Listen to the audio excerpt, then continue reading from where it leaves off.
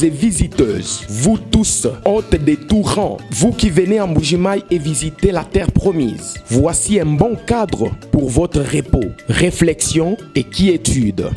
L'hôtel Gloria. L'hôtel Gloria, le meilleur de son genre et l'unique en sa qualité. Voici ce qu'organise pour vous l'hôtel Gloria.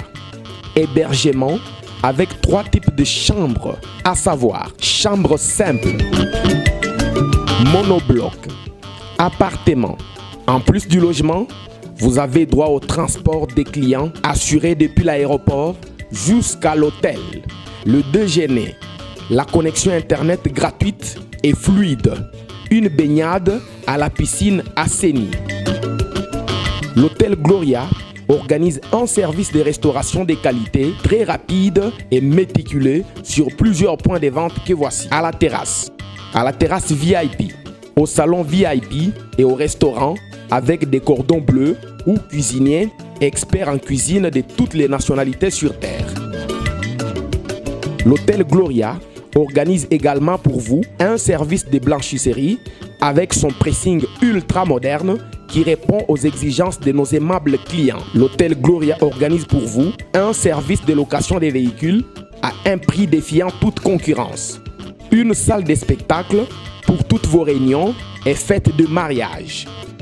Passer un séjour à l'hôtel Gloria, c'est se donner la chance de vivre très longtemps sur Terre car les meilleures conditions de vie contribuent à la longue durée de vie sur Terre. L'hôtel Gloria est situé au numéro 71, quartier Kachala-Bonzola, dans la commune minière de la Kanchi. L'hôtel Gloria vous offre une occasion de vous amuser et vous détendre dans une boîte de nuit incomparable pour ceux qui veulent danser et se défouler. L'hôtel Gloria, c'est le meilleur de sa série. L'hôtel Gloria, c'est l'avant-goût du paradis.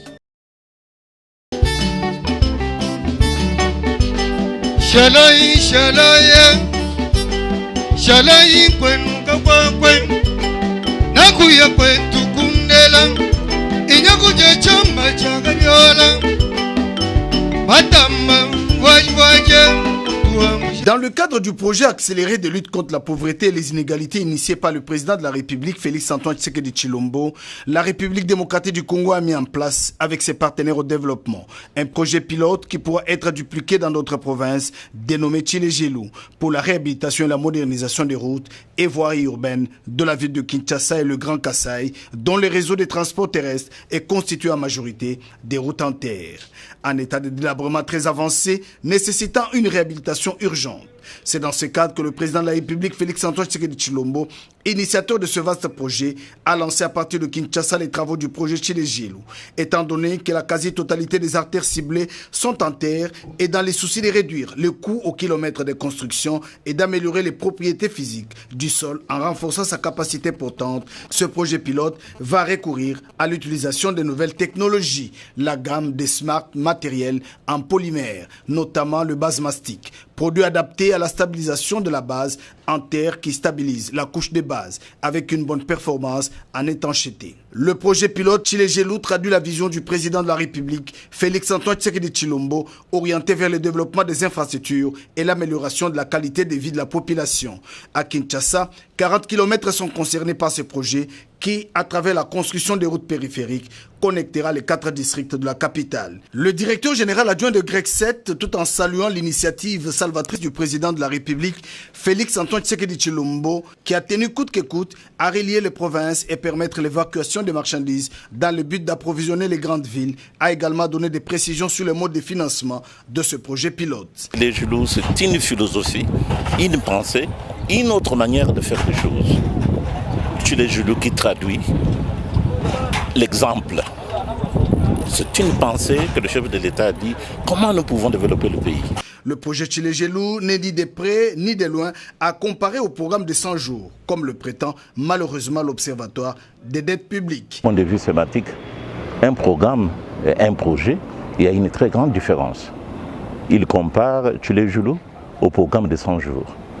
Ça, avec toute force, je dis qu'ils doivent retirer ça.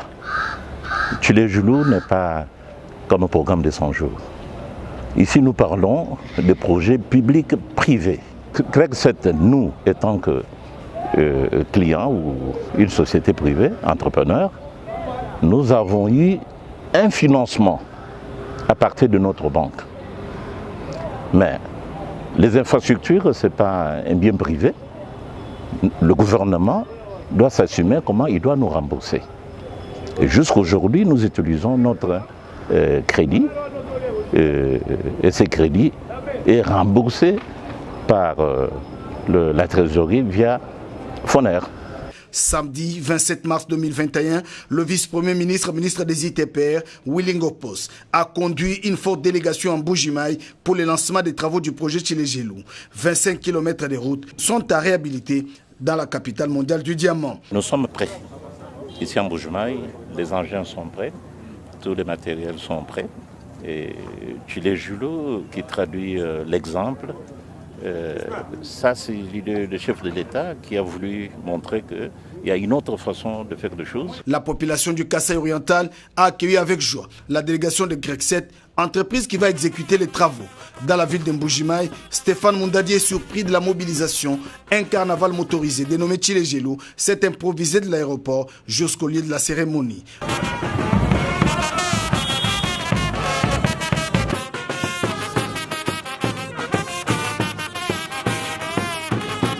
Vient enfin le tour du lancement officiel de travaux par le vice-premier ministre, ministre des Travaux publics et infrastructures, Wilingo Post, sous les regards admiratifs de la population.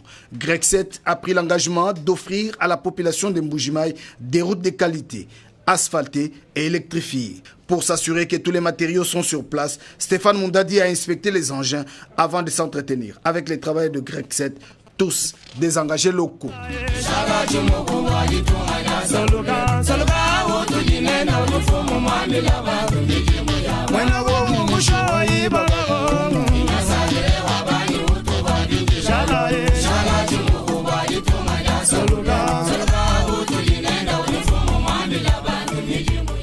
Ces travaux lancés avec fanfare par les ingénieurs chinois marquent un point de démarcation avec les anciennes routes qui ne résistaient pas aux caprices de la saison pluvieuse.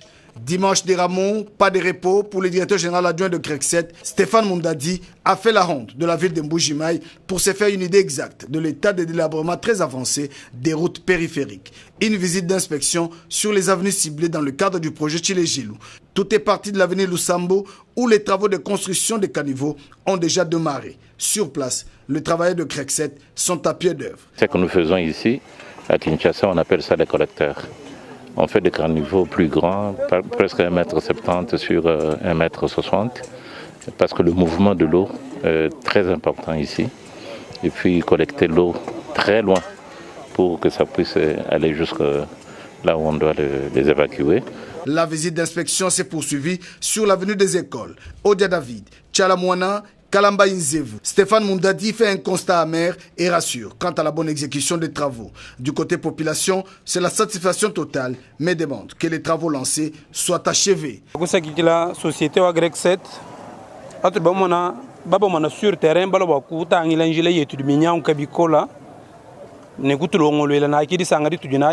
présence ingénieur sur terrain, tout ça qui est là, ou du moins initié projet wa Tshilé-Gelou. Tout du tout balo mananga kwenza mudimuni kujikija souvent nous bon état ou dinjila. Nous voulons voir maintenant votre présence sur terrain en train de travailler. Après nous la population nous sommes derrière Grexet chinois pour les soutenir. Après avoir travaillé les problèmes des avenirs, vous pouvez aussi penser à d'autres choses. Vous voyez notre milieu est très avancé. Nous sommes vraiment les dernières. L'Office des voiries et drainage, une structure de contrôle et de vérification, parle d'un projet jamais réalisé depuis l'époque coloniale et vante déjà la qualité des futures routes que connaîtra la ville présidentielle. L'entreprise attributaire, c'est Grexet.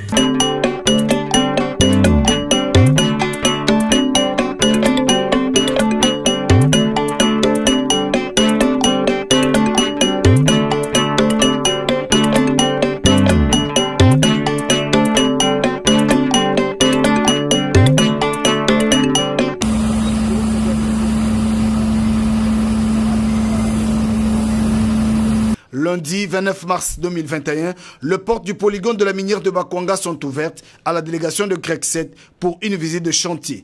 Tout est parti du massif 1. Le directeur général de l'AMIBA, Paulin Loukoussa, a dit toute sa joie de voir que son entreprise produit près de 1500 carats de diamants par jour. Stéphane Mundadi a suivi des explications claires sur l'utilisation de 5 millions de dollars donnés à l'AMIBA par le chef de l'État pour sa relance. Il n'y a pas que le diamant que l'AMIBA produit, mais plusieurs gisements miniers dont l'or, nickel-chrome et le calcaire. Satisfaction du directeur général adjoint de CREC 7, Stéphane Mundadi, qui rassure que le projet Tshilé-Gelou s'étendra dans le social. Vous voyez que l'AMIBA a été longtemps sans engin de production. Nous avons les chargeuses, vous voyez, il y a des pelles, il y a même un dosaire. Et ça fait très longtemps, il y a plus de 10 ans, qu'on n'a pas miné à l'AMIBA. Mais vous voyez qu'il y a quand même des travaux qui sont en chantier. Bon, alors dire mal géré par rapport à quoi?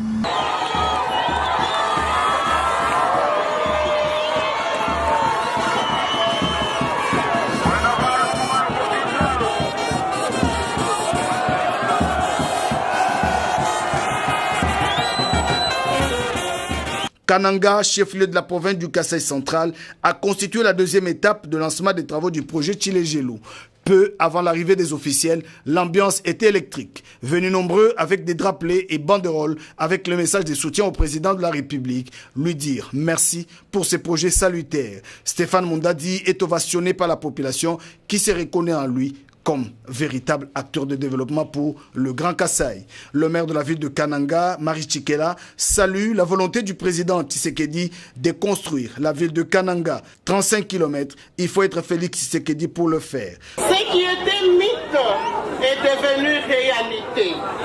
La réhabilitation et la modernisation des 35 km, la ville de Kananga est la deuxième après la province de Kinshasa. Donc nous pouvons encore applaudir pour les chefs de l'État. Le directeur de l'OVD a précisé que le financement de ces projets, c'est CREC 7 qui a négocié avec la banque UBA avec une ligne de crédit claire. 139 millions de dollars américains sont disponibles pour les travaux. Le vice-premier ministre, ministre des ITPR, Willy Ngopos, a officiellement, au nom du président de la République, lancé les travaux à Kananga à partir de la commune de Landécha sous les regards de la population. Avant de quitter la ville de Kananga, le directeur général adjoint a animé une conférence de presse avec la presse locale. Lenteur dans l'évolution des travaux sur la route Kalambambouji, l'entreprise CREC 7 charge le gouvernement provincial qui perçoit les péages et ne fait rien. La province a repris la route, il a mal exploité, il a abîmé la route. On devra maintenant revenir encore au point zéro. Comment vous allez asphalter une route qui est en mauvais état? Si nous nous trouvons encore au point zéro, où le gouvernement continue à bloquer la route. Ce n'est pas CREC 7. Il continue à bloquer la route. Allez-y poser la question, pourquoi il perçoit le péage? Cet argent va où? Ça devrait être destiné, parce que si on perçoit cet argent, on aura déjà passé cette étape qui est secondaire de stabilisation de la route. Et puis, on devrait maintenant intervenir. Accusé d'avoir détourné les fonds de 100 jours sans réaliser les travaux à Kananga sur la route Kalanga-Kalambambouji, Stéphane Mundadi est clair. On nous a arraché la route. Ils ont exploité mal la route. Ils ont abîmé la route. Ils ont cassé des ponts parce qu'ils ne respectent pas les normes. C'est des ponts flottants. Dans le contrat, c'était temporaire pour soulager la peine de la population. Mais on devra construire les ponts bétonné ou quelle autre technologie vous voulez, mais parce que ça prend le temps. Mais cela était le moyen plus facile pour permettre à la population au trafic. Quant au fonds de 100 jours, l'entreprise CREC 7 dit avoir reçu 2 500 000 $ sur les 4 millions et il faudra pour cela poser la question à l'Office des routes. Stéphane Mundadi voit aussi, à travers ces projets, la création d'emplois que va générer le projet Tshilé-Gelou et invite la population du Grand Kasaï à s'approprier ces travaux et faciliter la tâche aux ingénieurs chinois. CREC 7 n'est pas à sa première expérience en matière de construction de routes. Déjà, la population de Boma et Matadi se félicite de la qualité de la chaussée réalisée par cette entreprise chinoise. Jikenga ja mwene mibalelu njisanga ja bashomere ni twafanyanga nyinabo jikenga ja muka jimusela kulubanza ni bana njisanga ja ndumba mu hotele jikenga ja mwana mwena Kasai njisanga ja bukwa bisambu dikenga dia kerezere mu dijimba njisanga dia ba trafiquant mu comptoir bisonji bia bene misambu mu kwimbalelo njisanga dia ba pasteur disama dindinaji biuma mbinjika kubyanza bunkumba bana bantombogele kumbelu njisanga dia baloji mu chandani yeki mwanji kukenga dikoba kudikoba muntune atula byonsu bilinabi bakusungila moyi wenu